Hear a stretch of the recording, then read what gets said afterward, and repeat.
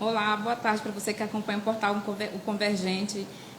Hoje o Érica Lima conversa vai ser comigo, Isabel Guedes, e a gente vai falar sobre assistencialismo às pessoas que vivem na rua, né? A gente vai conversar aqui com a Andresa, né, que trabalha com isso, ela é psicóloga e ela trabalha num abrigo, né, que trata desse assunto. E também com o Elidio Omar, que foi uma pessoa que viveu nas ruas durante muito tempo. Ele vai contar um pouquinho sobre a história de vida dele, o que levou ele a viver nas ruas, né? E vai contar um pouquinho pra gente como é que foi isso. Eu começo falando com a Andresa, né? Tudo bom, Andresa? Boa tarde. Boa tarde, Elidio Omar também. Eu queria que você falasse um pouquinho pra gente, né? Como é que funciona aí primeiramente, explicasse como é que funciona, né, o nome do abrigo, como é que funciona e a tua função dentro da instituição. Okay. Bom, o nome do abrigo é Missão Vida, Associação Missionária Evangélica Vida, Missão Vida. Nós já existimos há 38 anos, nós estamos presentes nas 5 regiões do Brasil e recentemente a gente tem agora 2 núcleos na África com um trabalho voltado para criança. E no Amazonas, nós estamos no município de Iranduba há 6 anos, né, com esse trabalho de acolhimento institucional, de reintegração social para homens em situação de rua. Né? Então, isso é importante frisar, que o nosso público são homens, tá, de 18 a 59 anos de idade, no qual a gente vem trabalhando e desenvolvendo esse trabalho na sociedade, né, amazonense. Por que só os homens nesse... Por que o foco, no caso, só o masculino? Porque é uma classe que tem mais moradores de rua ou não? Como é que... Por que essa identidade aí foi a escolhida para vocês trabalharem? Então, segundo a pesquisa, né, nacional da assistência social, a característica do público da pessoa em situação de rua, ela é bem heterogênea. Então, homens, mulheres, adultos, idosos. Só que também existe uma outra pesquisa que é composta a maioria homens, né? Só que é uma pesquisa bem antiga, defasada, 2008, pesquisas nessa área. Mas o presidente fundador teve essa direção, né, como eu falei, é uma instituição evangélica cristã. Né? Então, ele idealizou a Missão Vida, né, com esse direcionamento para ser um abrigo para homens, de fato. Né? Não porque exista mais ou menos. Pesquisas dizem que é mais a população masculina. Entendi. Quanto tempo é que vocês atuam com esse trabalho, né? E como é que as pessoas podem chegar até vocês? Como é que funciona essa questão de... Você falou que é em Iranduba, né? A gente vê que aqui em Manaus, por exemplo, tem um número muito, muito grande de pessoas em situação de rua. Algumas pesquisas falam que esse número, inclusive, tem crescido, né, ao longo dos anos, por várias questões sociais, né, envolvidas. Então, como é que funciona? Que vocês explicassem um pouquinho como funciona, como é que as pessoas conseguem conhecer vocês, chegar até lá, né? Chegar até vocês. Assim, as formas de acesso se dá de diferentes maneiras. É a busca espontânea, onde a pessoa ou familiar levam a pessoa em situação de rua ou em estado de vulnerabilidade e risco social. Ou então encaminhamentos, a gente recebe muito encaminhamento da sociedade civil, igrejas, empresas, até dentro da rede socioassistencial, né? Os parceiros da rede da assistência também, a gente recebe encaminhamentos do CAPS, de hospitais, de UBS, enfim, a gente tem essas formas de acesso. E também a busca ativa, onde a gente tem um programa de sopa, sabão e salvação, né? Que é uma vez na semana a gente distribui sopa no centro da cidade e a gente dá a sopa e oferece o acolhimento. E se ele aceitar, a gente traz, já aproveita a viagem e já leva ele para o abrigo. Essa questão como vocês vão para as ruas aí, né, fazer esse trabalho assistencial também.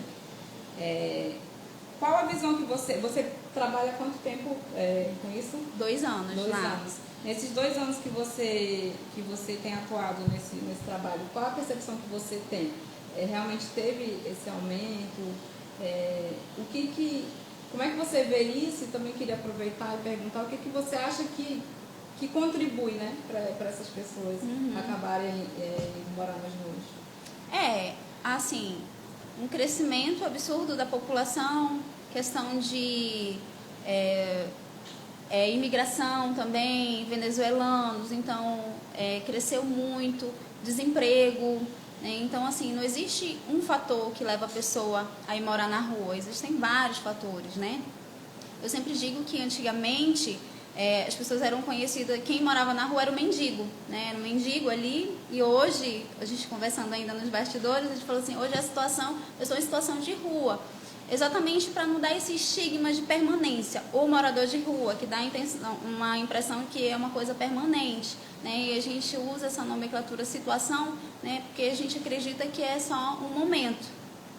Mas os fatores são vários, desde um vínculo familiar fragilizado, interrompido, perdas de um ente querido, transtorno mental também, e o uso e abuso de substâncias psicoativas. Hoje, o público lá, hoje de acolhidos na Missão Vida, 99,9% dos nossos acolhidos, eles fizeram uso e abuso de substâncias psicoativas, né? E aí eles foram acabar na rua por conta desse uso abusivo, né? Mas a gente sabe também que não foi só a questão da droga, ele foi parar na rua. Ele foi para a droga por alguma outra situação, histórias, vivências, traumas, e que a gente precisa também ter esse olhar mais sensível, né? Porque também às vezes a gente corre esse risco de dizer assim, não, foi para a droga, drogado foi parar na rua.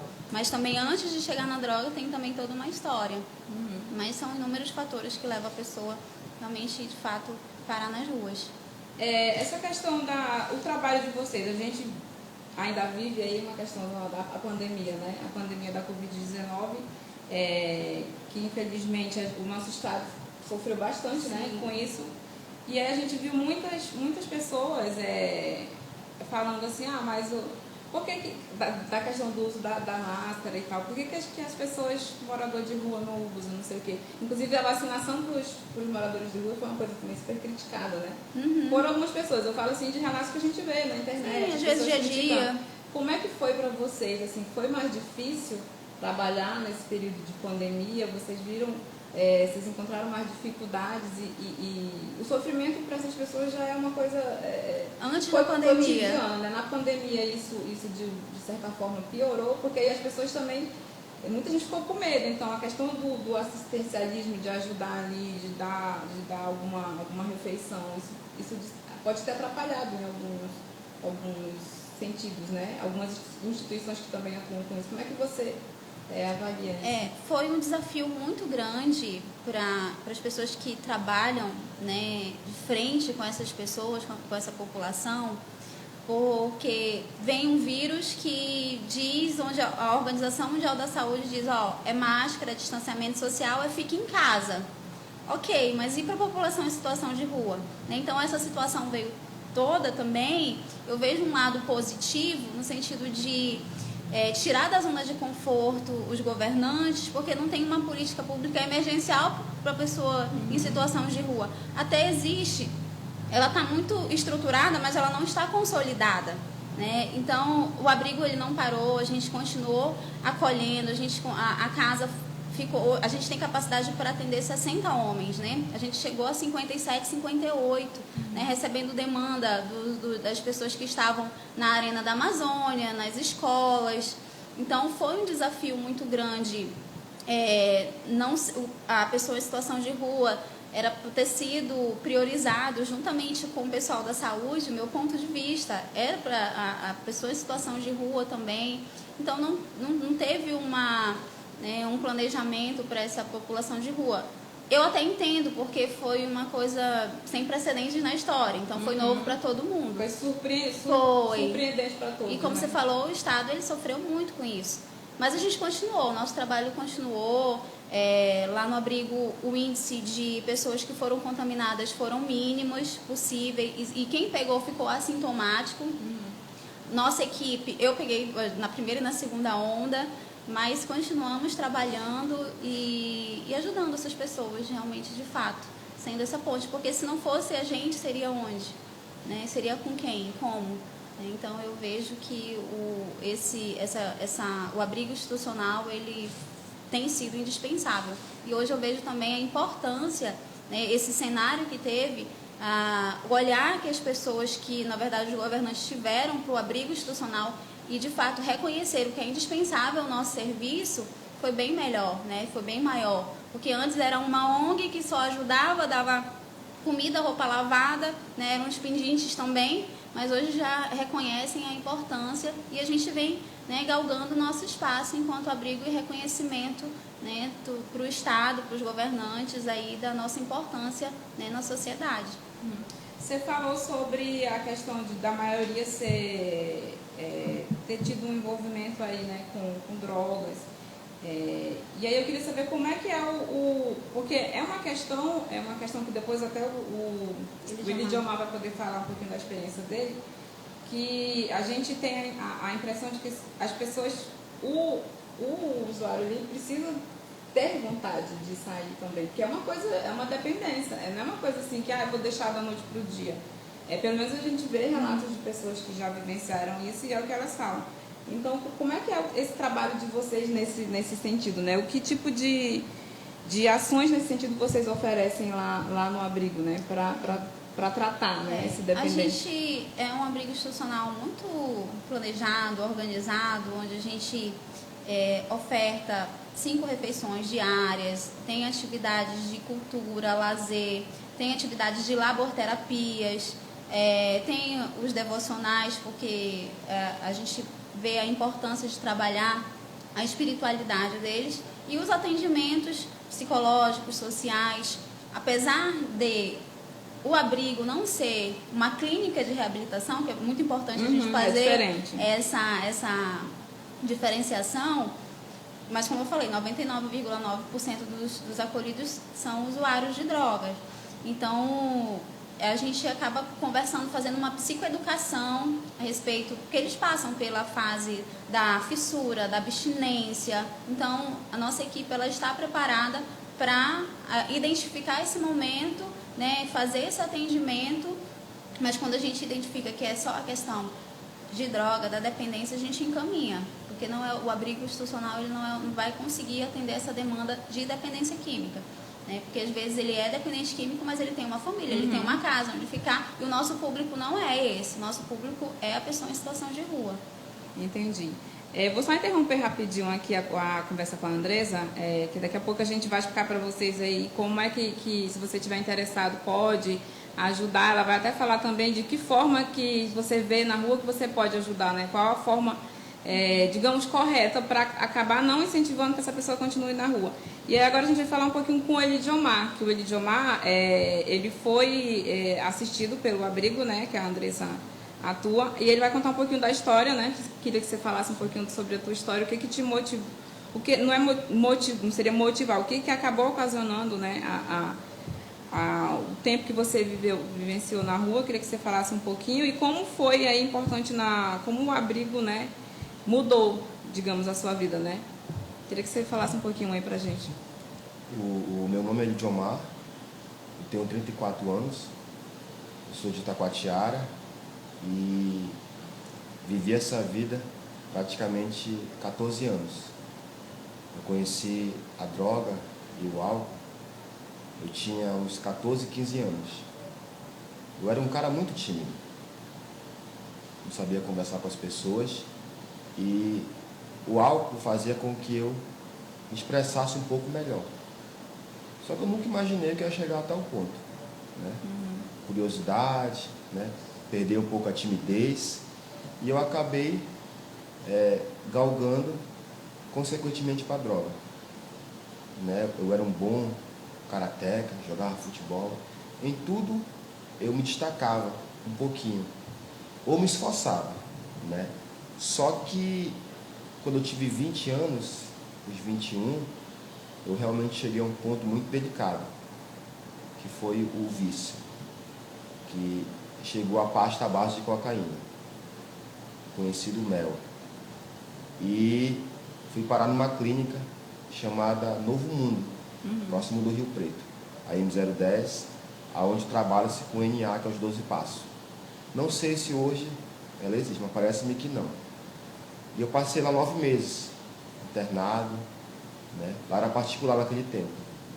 Pagava-se R$ 1.000 por mês. Era como se fosse hoje 2 salários mínimos, né? E eu passei esse período lá. E lá eu aprendi um pouco de como seria a adicção. Só que eu não botei em prática. Saí de lá, passei um certo período limpo e novamente caí, mais uma vez. E voltei a usar a substância. Aí conheci uma igreja evangélica e comecei a frequentar. Só que foi só um certo período também. Até então, minha família me apoiava nessas minhas oscilações na droga. O álcool já tinha ficado um pouco para trás. Era mais a droga mesmo. E quando chegou um certo período, me viciei muito mais. Foi quando eu conheci o crack. Aí foi quando realmente destruiu a minha vida. E eu cheguei a um certo ponto muito delicado, que eu não desejo a ninguém. Porque o crack, ele destrói tudo que você sonhou um dia. E a pior maneira de um homem viver é sem sonhos. Quando o teu sonho é interrompido. Meu sonho era ser um médico, né? Meu sonho era cuidar de pessoas. Eu acho que eu seria um bom médico. Eu sei que dá tempo ainda. Dá tempo, nunca é tarde não. Mas a droga fez com que eu estagnasse esse sonho. E eu comecei a usar o crack, largava um certo período, mas caía novamente. Nunca conseguia me firmar. Eu passei durante um bom tempo, 14 anos na verdade, nessa oscilação. Foi quando eu conheci a Missão Vida. E até então eu não estava na rua, né? Porque na verdade quem tem essa vida de drogas, ela pode ter uma casa, uma mansão linda e maravilhosa, só que ela vive na rua. Mesmo que ela tenha alguma coisa, ela vende tudo para sustentar o vício dela. Dificilmente tem um emprego, dificilmente. Alguns, segundo, tentam controlar, mas eu acho que é muito difícil. E eu nunca consegui controlar, né? E cheguei ao estágio de rua. Algumas vezes morando na rua ali, dormindo. E quando eu fui para a Missão Vida, que eu conheci a Missão Vida, eu estava assim na rua. Momento muito difícil, delicado. Foi quando realmente eu passei lá 7 meses, o período que é o tratamento lá, concluí, só que eu não... Era para galgar para outros caminhos, e eu resolvi fazer as minhas escolhas. E uma escolha sem Deus, muito difícil, ela dá certo. Eu respeito quem pensa diferente, mas dificilmente dá certo. E eu fiz minha escolha de sair, querer casar, querer... Não, passei um mês fora da clínica e novamente retrocedi, caí novamente. Aí foi quando realmente foi o pior estágio que eu passei. Passei um tempo em casa, minha mãe soube da minha queda e me abandonou. E foi quando realmente eu fui morar na rua. E a rua, ela é algo muito terrível. Dificilmente alguém que mora na rua, ela vive lúcida. Só vive sob o efeito de drogas e álcool para poder dormir. Para quem conhece o Amazonas, é muito quente, né? Não é como São Paulo e outras regiões, que é um pouco mais fria, à noite, claro. E eu dormia alcoolizado o tempo todo. Uma certa vez eu estava na praça, em Taquatiara, e eu me acordei pela madrugada, uns adolescentes, jovens, provavelmente, querendo me espancar. Tudo jovem. Eu estava lá, não estava mexendo com ninguém. Eu estava bem magrinho, devido ao uso abusivo de drogas, que eu não comia mais. Dificilmente você come, e quando come fora de hora. E quiseram me espancar. E eu saí correndo, por pouco, eles me espancaram. E outra vez eu caminhando com muita fome, né? Eu achei uma maçã no chão jogada, podre. E aquela maçã parecia um frango assado para mim, sabe? E eu peguei a maçã, ela estava podre. Eu mordi o lado que estava podre e eu comi aquela maçã. E para mim foi muito difícil. Desse período, te interrompendo aí rapidinho, desse período que você ficou, alternou aí, né, entre a questão de... Porque você falou que tinha casa, tinha família, mas aí por conta da questão das drogas, às vezes dormia na rua, teve esse período que você dormiu mais frequentemente na rua. Qual a pior dificuldade, assim, que você, que já vivenciou isso, acha que as pessoas que ainda vivenciam passa? É a questão da fome ou a invisibilidade, né, das pessoas não enxergarem que muitas vezes aquela pessoa ali é um ser humano, né? E tem uma vivência, uma história, tem alguma coisa que levou ele ou ela a estar naquela situação. O que você avalia ser mais dolorido? A fome ou a falta de apoio das pessoas como ser humano mesmo? Bem, a fome, como dizem, né? Ela dói realmente. Já passei e ela dói. Mas a pior coisa é você se tornar invisível. Percebi que nesse tempo de Covid agora, realmente, ela passou, todo mundo chegou a usar máscara e distanciamento. Só que nós, como moradores de rua, já estávamos distantes, já estávamos invisíveis há muito tempo. Exatamente. Né? A máscara, a distância, foi só uma consequência para quem tinha a sua vida normal. Nós já estávamos invisíveis. As pessoas passam e pensam que nós temos uma doença contagiosa. E cada ser humano que está na rua tem uma história. A maioria que passa hoje na Missão Vida tem vários talentos maravilhosos, vários dons, que infelizmente estão perdidos. Às vezes por uma perca, às vezes por um relacionamento conturbado, e às vezes também por uma doença, né? Por debilidade em algumas situações. E no meu caso foi devido a muitas situações psicológicas a qual eu não conseguia enfrentar, né? Eu cheguei a morar na rua e me tornei invisível para todo mundo. E eu vou te falar uma coisa, eu acho que além de passar fome, além de você não ter roupa adequada, além de você não ter uma casa boa, desconforto, de passar humilhações, a pior coisa é você perder quem você ama. E você machucar quem você ama. Porque quem não te conhece, você se tornando invisível ou não, faz muita diferença. Não vai fazer diferença, né? Entendi. Lidiomar, nosso tempo, infelizmente, é curto, né? Não dá pra gente explorar muito, mas, assim, a sua história e que a sua história sirva de exemplo, né? Você falou que o seu sonho era fazer medicina, não é tarde, nunca é tarde, né? Você ainda é jovem, ainda dá tempo, sim, de você realizar o seu sonho. E que bom que você encontrou, né, o abrigo e hoje você conseguiu, né, mudar a sua vida, se transformar a sua vida.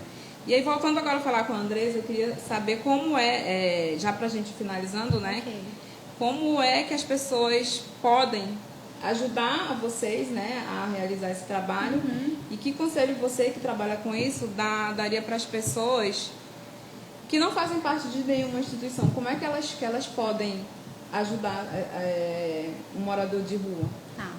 A gente é um abrigo que a gente se mantém com doações e parceiros, né? Então, além de doações em dinheiro, fique à vontade, a nossa demanda é muito grande para roupa, para sandália, para meias, cuecas, coisas básicas, né? Então, se você puder doar, será muito algum bem-vindo. telefone, algum site que as pessoas podem falar? Tem um site da Missão Vida mesmo, se colocar no Google Missão Vida Iranduba, vai aparecer lá, né? Vai dar a localização, nossos contatos, vai ser bem interessante. Em relação à questão, você falou no começo, né, a questão de é correto ou não dar dinheiro, né, é muito polêmico para mim chegar aqui e dizer assim, não, isso é errado ou é certo, porque cada um tem a sua escolha para ajudar essas pessoas. Tem umas pessoas que preferem dar dinheiro, outras não, outras passam direto e fingem que não vêm, outras preferem comprar comida e dar. Enfim, eu não estou aqui para te dizer o que é certo e o que é errado. Mas eu estou aqui para a gente também se dispor a ver também uma outra forma de ajudar, né? Através da informação. né, conhecer quais são os abrigos que tem na cidade, né, conhecer a Secretaria da Assistência Social, a Sejusc, que tem um departamento que ajuda as pessoas em situação de rua. E de repente, quando vem aquela pessoa no sinal, né, se você ainda prefere dar o dinheiro, dar uma comida, você vai atender aquela necessidade básica e urgente daquela pessoa, mas pergunta, você não quer ir para um abrigo? Né, já faz uma listinha no teu carro com o endereço, com o número, dá para aquela pessoa, verifica o número das secretarias para ligar, aqui no sinal tem uma família, uma criança no chão, no sol, né? E aí tem uma equipe de abordagem que vai lá. Então, não fazer só que eles fiquem invisíveis, é olhar nos olhos dele e perguntar, oferecer essa ajuda, né? Que vai além daquele momento, porque você vai dar o dinheiro hoje, vai dar comida hoje, mas amanhã ela vai estar com fome também, né? E ela vai precisar. Então, só olhar com carinho nesse sentido, né? É o que eu peço. Eu acho bem válido. Tá certo, então, gente. Queria agradecer vocês, né, pelo papo. É um assunto delicado e muito importante, né, que a gente precisa discutir, o poder público precisa discutir mais. E a gente vai fazer, inclusive, do bate-papo aqui, vai ter uma reportagem no nosso site. Aí a gente vai colocar lá o endereço, como é que as pessoas podem saber mais, né, sobre o abrigo. E aí eu queria agradecer mais uma vez vocês. Obrigado por contar a sua história, Lídia Omar. E a gente fica por aqui, tá, gente? Obrigada aí por ter acompanhado. Segue a gente aí nas redes sociais. Fica de olho no nosso site, que é o convergente.com.